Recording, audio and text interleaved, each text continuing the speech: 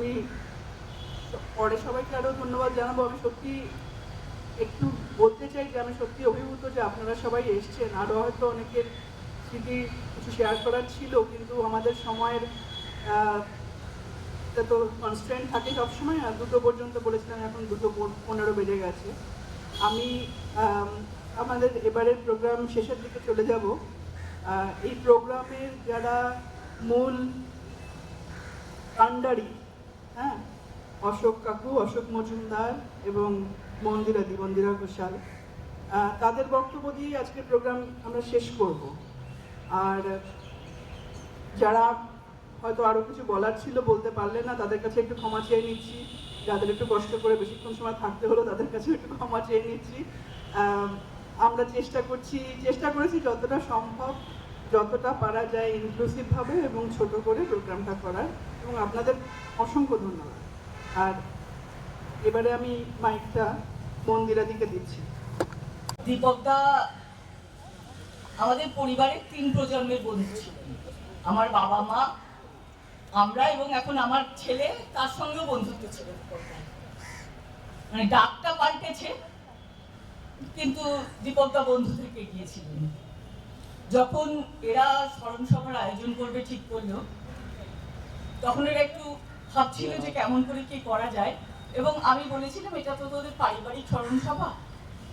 তো ওরা খুব স্পষ্টভাবেই বলেছিল যে আমাদের এবং আমার বাবার পরিবার অতটুকু নয় যে আমরা কয়েকজন, আমরা সবাই মিলে একটা পরিবার। তোমরা যদি সবাই সঙ্গে থাকো, একসাথে মিলে আমরা যদি একটা কিছু করতে পারি, তাহলেই সেটা সার্থক হয়ে যাবে। দীপকদার স্মরণ সভা আজকে সার্থক। দীপকদা কোথাও যাননি। দীপকদা এক একজনের মনে এক এক রকম স্মৃতি হয়ে বেঁচে আছেন, বেঁচে থাকবেন চিরকাল, যদি আমরা সেই স্মৃতিগুলোকে নিজেদের জীবন আচরণে পরিবর্তিত করতে পারি। আজকের দিনে আর বেশি কথা না বলে দীপকদার প্রতি শ্রদ্ধা জানিয়ে, এবং দীপকদার পরিবার আগামী দিনে আমাদের পরিবার হয়েই থাকবে, আমরা একাত্ম থাকবো এই কথা বলে, যারা এসেছেন, যারা কথা বলেছেন, যারা স্মৃতিচারণ করেছেন, তাদের সকলকে ধন্যবাদ জানিয়ে আমি আমার কথা শেষ করছি। আরও অনেকের বলার কথা ছিল, গান গাওয়ার কথা ছিল, কিন্তু কিছুটা অপারগ হয়ে আমরা প্রোগ্রামটা এখানেই শেষ করছি। আপনারা যারা এসছেন, এতক্ষণ আছেন, সবাইকে অসংখ্য ধন্যবাদ। প্রোগ্রাম আমি যেটা বলছি, যেটা আমাদের একার প্রোগ্রাম নয়। মন্দিরাদি যেটা বললেন, কমলদা, অলোকাদি, মন্দিরাদি, অশোক কাকু এবং আরও অনেকে, গুনিন কাকু, বাড়ির সবাই, তারা এমনকি আমাদের পেট্রোল পাম্পের বন্ধুরা, ওনারা পোস্টার লাগাতে আমাদের সাহায্য করেছেন। তো এটা আমার একার প্রোগ্রাম নয়, তবে ধন্যবাদ একজনকে দিতে হয়। এই আমি সবাইকে ধন্যবাদ জানাচ্ছি এখানে আসার জন্য। খুব ভালো লাগলো যে মানে একসঙ্গে আমরা একটা স্মৃতিচারণা করতে পারলাম, এরও একটা মূল্য আছে। সবসময় আমার মনে হয় যে মৃত্যুর সময় সব শেষ হয়ে যায়, এটা আমি বিশ্বাসই করি। শেষ হয়ে যায় মানে আর কিছু তার থাকে না, তবে তিনি আমাদের মধ্যে থাকেন, যেটা সবাই বলেছেন, মন্দিরাদিও বলেছেন, আমাদের মধ্যে তিনি থাকবেন।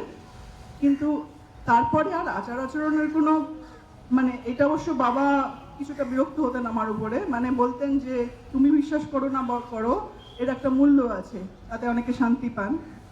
যাই হোক, যে এই আজকের এই অনুষ্ঠানটায় আপনারা যে এসছেন, তাতে একটা আমরাও যেন একটা শান্তি পেলাম।